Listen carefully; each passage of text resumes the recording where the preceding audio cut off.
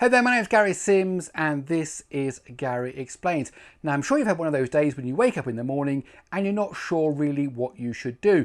You go out with the family, maybe take the dog for a walk, go for a picnic, go and visit some people, or should you stay at home and wash the car or fix that dripping tap? Well, I had a day like that recently and what I decided to do was to write an encryption algorithm. So if you want to find out more, please let me explain.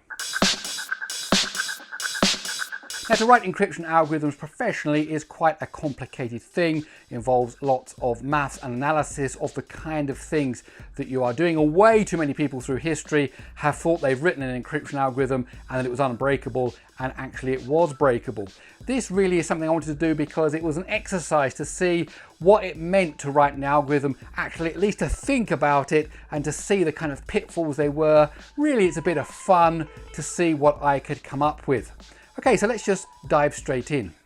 Okay, so let's get cracking and have a look at this. Introducing Oceantoo, that's the name I've picked for my new encryption method. Oceantoo is a stream cipher, and we'll talk more about the different types of cipher there are in a minute. It uses three 128-bit linear feedback shift registers to generate a pseudo-random number sequence, and we'll talk in depth about that.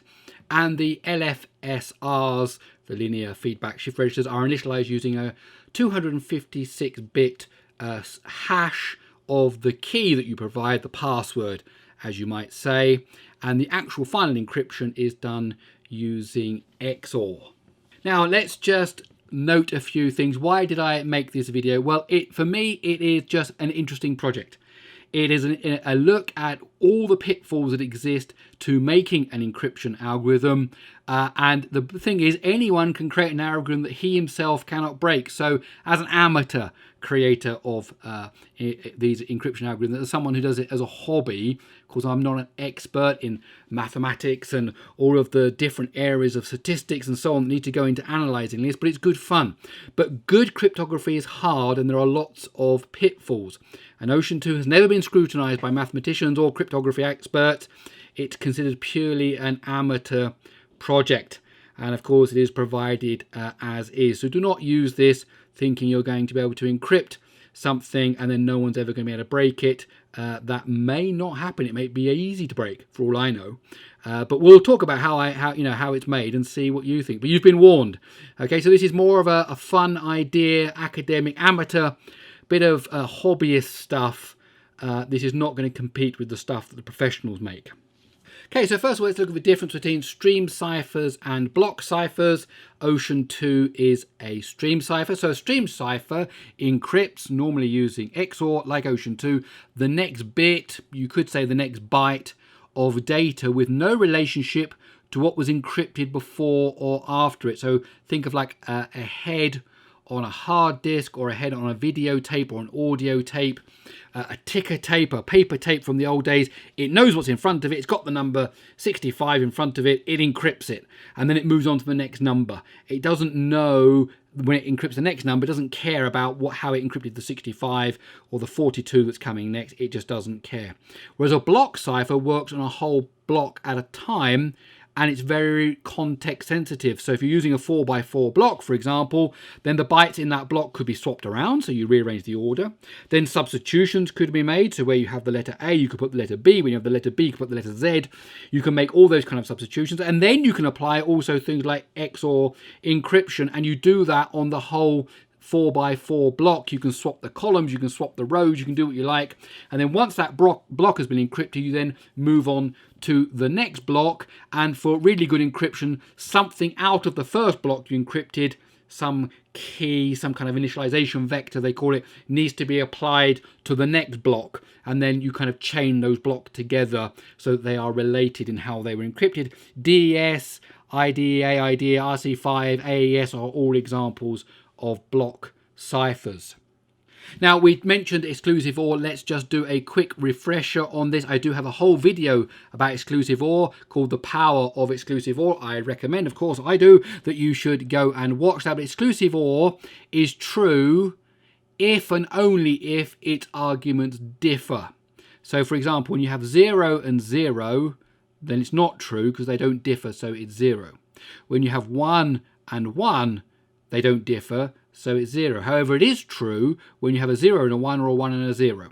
And this is an amazing logical operation that has some really amazing side effects, which I go into in that Power of XOR video. But the great thing is we can see here is that if you have a 0, you don't know whether that came from 0, 0, 1, 1, because you both gives you 0. So you don't know which path you took to get there. And the same with 1 and 1. If you got 0 and a 1, or a 1 and a 0, you don't know how you got to there.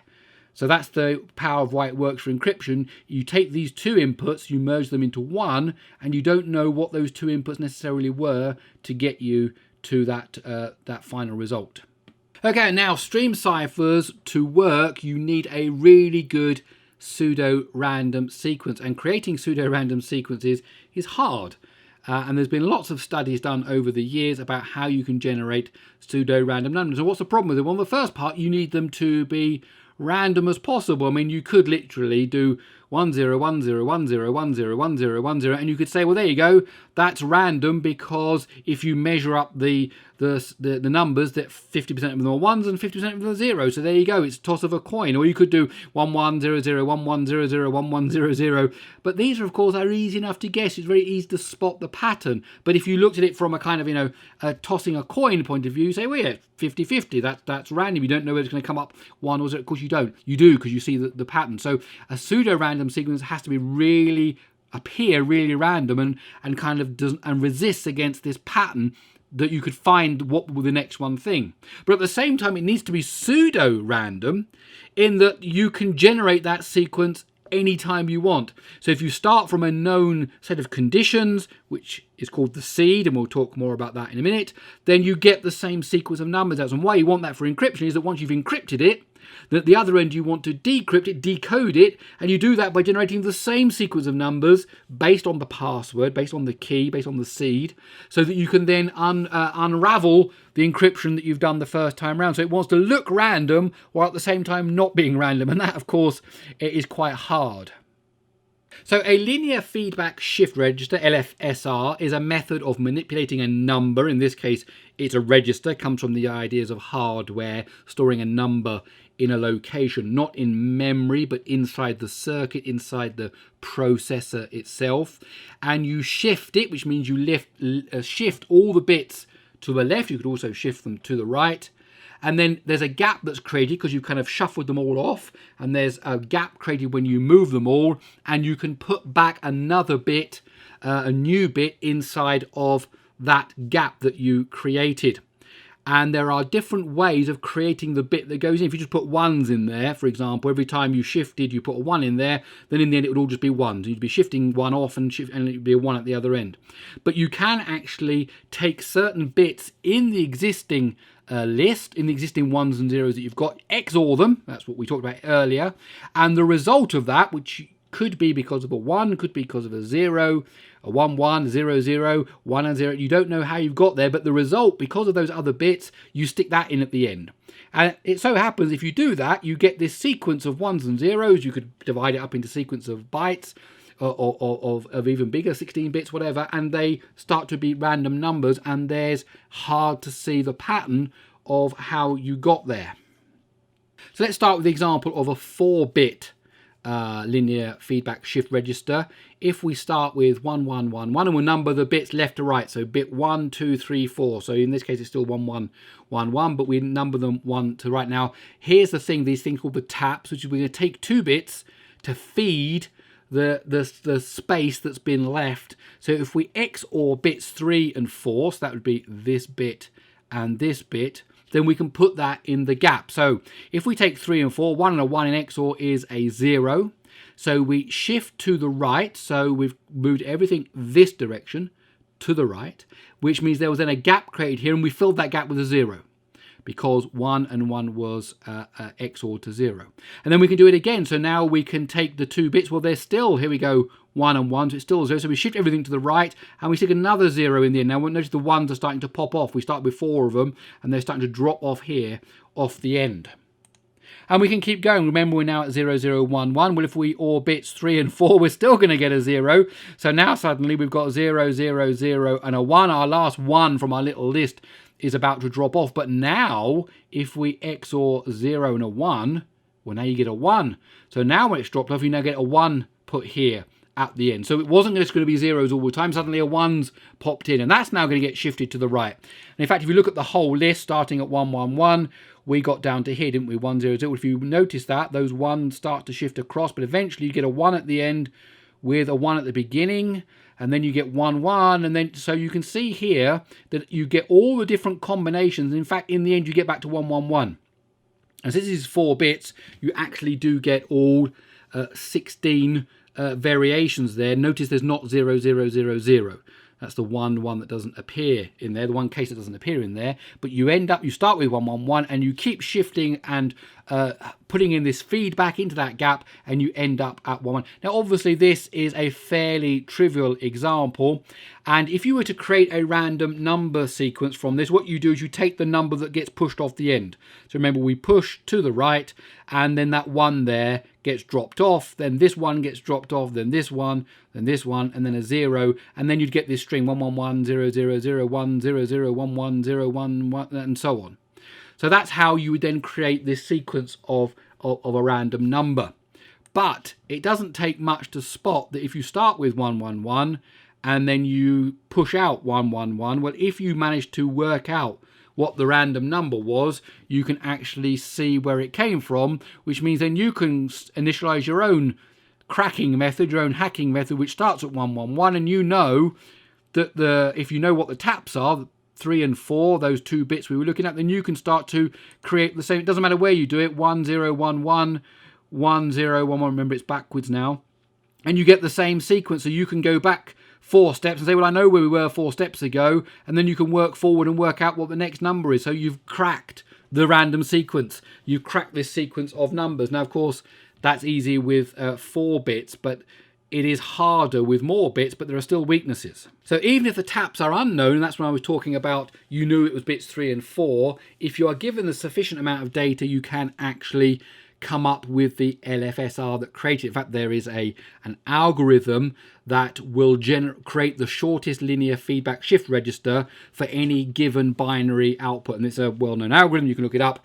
It's a bit of mathematics, polynomials, and all that kind of stuff, but it does come up with it. So there are weaknesses, and we're trying to do encryption, that you can actually guess the sequence that's coming out of a linear feedback shift register. So therefore, on its own as a pure thing, if those numbers that come out of it are used in the encryption, then the encryption is broken somehow. For example, you happen to know the message that was sent, you've got cribs, you've got all the different things that they use for attacking cryptography, and you manage to find out the sequence that's coming out of the shift register, then you can initialize your own shift register, and then you can generate the same sequence, and then the encryption is wide open at that point, and you can read everything.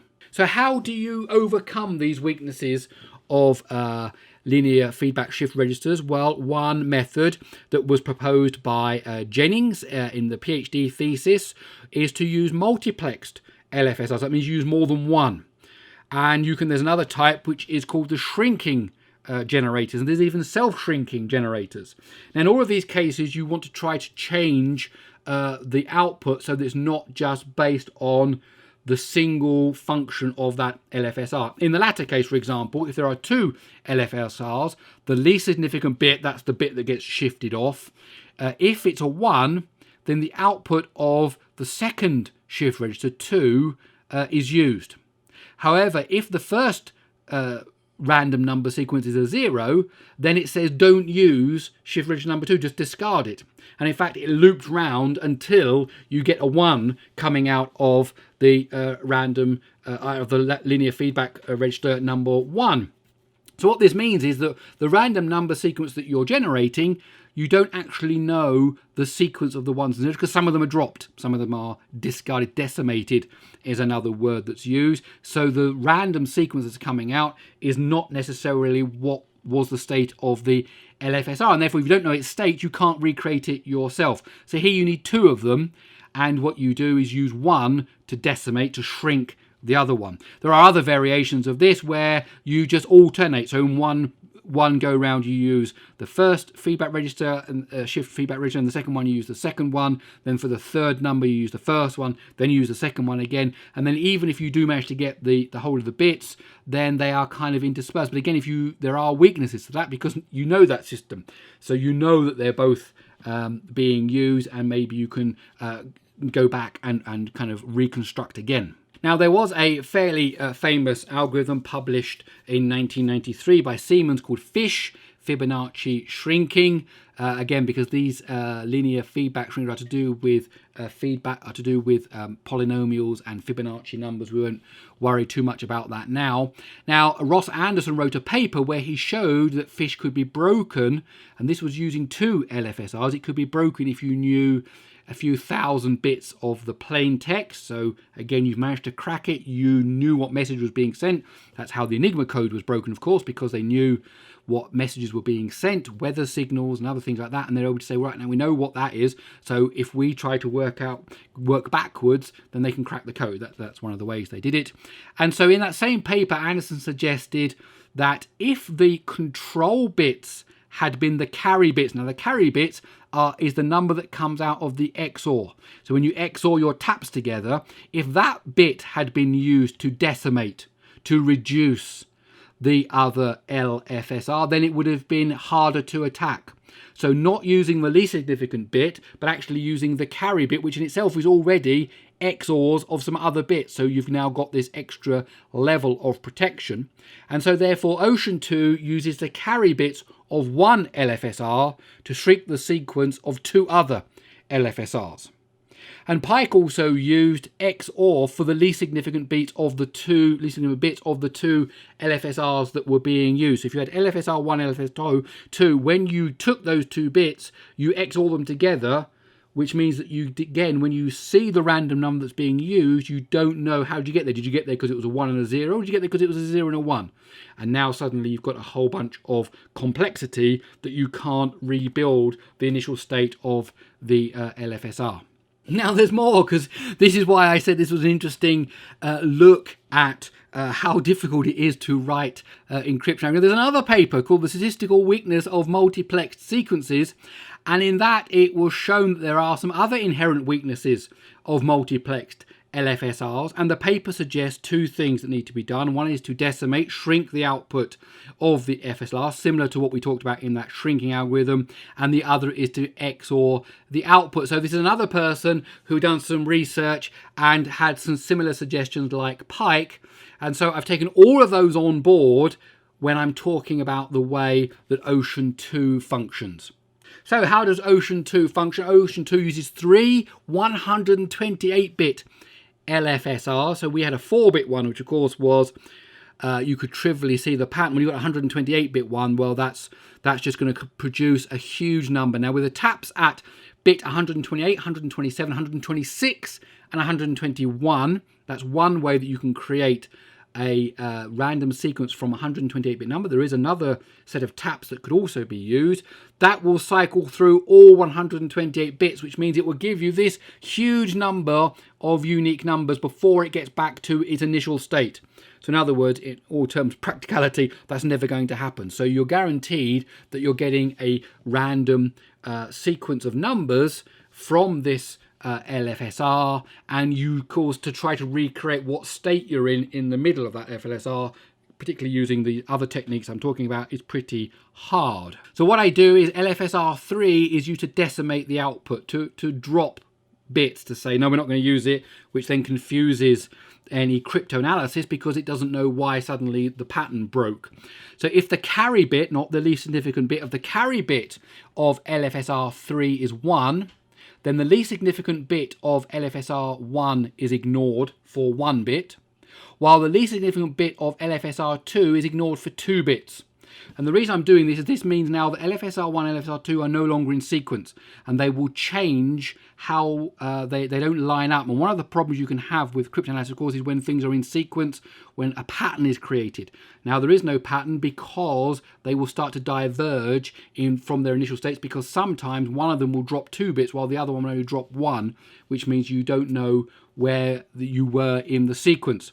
However, unlike the shrinking ones, it doesn't loop back round to wait for another 1 or a 0 to appear. It just does that as an arbitrary thing. If you get a 1, okay, obliterate some of those bits. And the output of the random number sequence is the least significant bit, that's the bit that gets shifted off, of the first one, XOR'd with the least significant bit, the bit that gets shifted off, of the second one. And the fact that they are XORed means that, for example, if you had 1, 1, well, then you get a 0. And if you had 1 and a 0, you don't know whether you're getting a 0 because it's a 1 and a 0 or a 0 and a 1. So again, that means that there is not a direct correlation to the random numbers that you are using for the actual encryption. So even if you manage to break the encryption because you have a crib, you manage to decode it, you can't rebuild the state of those 3 LFSRs, and particularly number 3, you never know what that's going to be because it's never used in the output. And of course, we're using the carry bits for the decimation, not the least significant bits. Okay, so let's just show a practical example of that. You know, you've got 0 and a 1. Well, that gives you a 1 in your actual output. If it was a 1 and a 1, it gives you a 0. 1 and a 1, it gives you a 0. 0 and a 1 gives you a 1. 1 and a 1 and a 0. Now I've got 1 and a 0 gives you a 1. And we had a 1 here earlier that was from a 0 and a 1. So you don't know how come we got that 1. Was that, for what reason did we get that? And then we have a 0 here from a 1 and a 1. Okay, and then later on here, we might have a 0 and a 0 also gives you a 0. So you can't rebuild the state of these 2 shift registers by knowing this sequence, because they don't know. And you could try to rebuild a model of it where you take both cases, but then as you go for each bit, of course, that just amplifies out and you get many versions. You don't know which one is being used. Now, each LFSR needs an initial state. We used 1111 in our example of our 4-bit one. Of course, you don't want to do that with a proper encryption. You need a key, a password that sets the state of those initial LFSRs, those initial registers, so that when they start generating their sequence of 1s and 0s, you can always go back to that sequence for the decode. Or if you wanted to do another encode using the same password, using the same state, you could do that. So Oceantoo initializes the LFSRs by taking a plaintext password, you know, my password 1, okay, and it generates a hash, a 256-bit hash of that using the SHA-256 algorithm, and then you take that hash and you use it to initialize a different LFSR, which is a temporary one, which I'm calling the LFSR captain.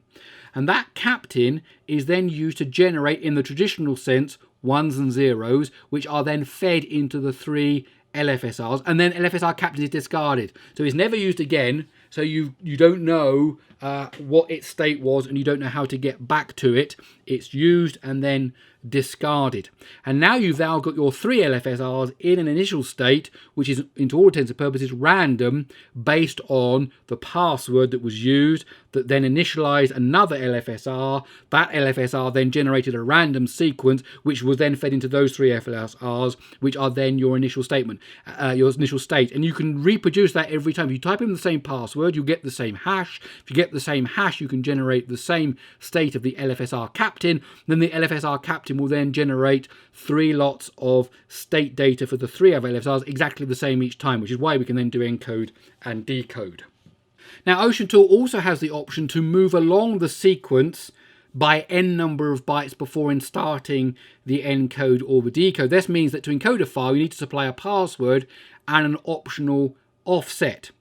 And then to decode it, you need the same password and the same additional offset. Why is that? Well, if you're going down, we'll do it in bytes. If you 3 bytes down, and let's say you can get the number 42, then the number 101, the number 32. Okay, well, if you start in a different place down the sequence, you're not going to get those numbers, even if the password you've provided is the same, because you've changed the state and you've moved along. That means that Oceantoo has the potential to be used as a one-time pad. Now, a one-time pad is an unbreakable method of encryption, which means that because you've got no way of knowing what the key was used, because it's only ever used once, then you can't ever keep looking at more and more data, keep analyzing more and more stuff that this thing is creating to actually work out what the initial conditions are, because you only see it once. That's all the data you've got, and therefore it can't be broken. So every new message encrypted needs to start with a new offset, which should be 1 longer than the length of the previous encoded message. You get no overlapping. Okay, and one of the conditions of a successful one-time pad is that the key, which in this case will be the password and the offset, is never used twice. So if you can never use the same offset again, then you're never going to reuse that same sequence of numbers that are used for the encryption, and therefore it is completely unique. If you encrypt the same thing over and over and over again with the same with the same password and the same offset, then you're going to use all that data you can get to mount some kind of crypto analysis, and maybe you can start to crack some of the initial messages. Now, performance. Now, the thing about LFSRs, of course, this is not new. Everything I'm talking about here has been studied and created and analyzed by lots of other people before me. And the thing about LFSRs is that they like them in hardware. So if you're trying to do hardware encryption, you know, for example, for satellite TV, they use LFSRs. For GSM encryption, so 2G encryption, using LFSRs, using lots of places, because making that little register in hardware that can take two inputs, XOR them, add them onto the end of a shift register, that it can do that in hardware really, really quickly, and it's a very, very simple circuit for a hardware engineer to create, which means you can then pump out encryption in real time, like for TV signals on a GSM network, for example. Once you start using multiple registers, once you start using decimation, once you start doing other things, and the performance is going to drop. So, of course, one of the things about modern day cryptography is not only just making something that's secure, it's also making something that is high performance. And Oceantoo is not going to be as efficient as other encryption mechanisms when it comes to actually doing it from a hardware point of view and from a software, because it's doing more work. Now, you can find the source code written in C in my GitHub repository. I'll leave this link also in the description, github.com/GaryExplains/Oceantoo. It's on a very permissive license. Go and knock yourself out and go and have a play with it. Now, if you're interested in the code, here's an example of how you can build this binary of a little encoder called Oceantoo. You can use it, -p gives you the string as a password. If I've got a document, secretdesigns.doc, I can then encode that to secretdesigns.doc.oct for Oceantoo. Okay, and that is now the encrypted version, which will be, if you try to load that in Word, it certainly won't work because it's all been messed about with. And then if you do the reverse, if you just run it exactly the same again, but you got the input is the .oct file, and then the output is the .doc, because we're using XOR, and again, you should watch my video on the power of XOR, then the decode will happen. So you actually do the decode by just running the thing twice and taking the output of one and making it the input of the other. And also you can use the offset, like I said, so Oceantoo -p -n1877172 means it will move 187,000 numbers down the sequence before it starts to do the encryption. And if you don't provide both of those things, you can't decode it, so you need to know the password and the offset. And for doing the statistical analysis of how well the LFSRs work, there is a method of just pumping out random numbers. It just works on bytes at the moment, so 0255 could be easily changed if that's what you wanted to change that and submit a pull request. You can do that. So here I'm saying I want to start at what's this? This is like 9.8 million, and I'd like to pump out the numbers. I'd like 50 of them. So starting at that offset with this password, it will then give you 50 numbers, and you can use those numbers. Hopefully, you want to print out more to do any kind of analysis on, to see if there are any, kind of odd patterns that are being generated by the Oceantoo's LFSRs using the three 120-bit LFSRs as I described. Okay, so there you have it, Oceantoo, an amateur's attempt at writing an encryption algorithm, mainly for fun, just to have a look at some of the interesting challenges that there are involved in that. Lots of stuff borrowed from other people, some stuff going back decades, but I hope you enjoyed it. If you did enjoy it, please do give this video a thumbs up. Don't forget the source code is there over at GitHub. Go and have a play with it. Tell me what you think about it. Also, don't forget I have a newsletter. Go over to GaryExplains.com, type in your email address, no spam, just the newsletter, and don't forget to follow me on Twitter at Gary Explains. Okay, that's it. I'll see you in the next one.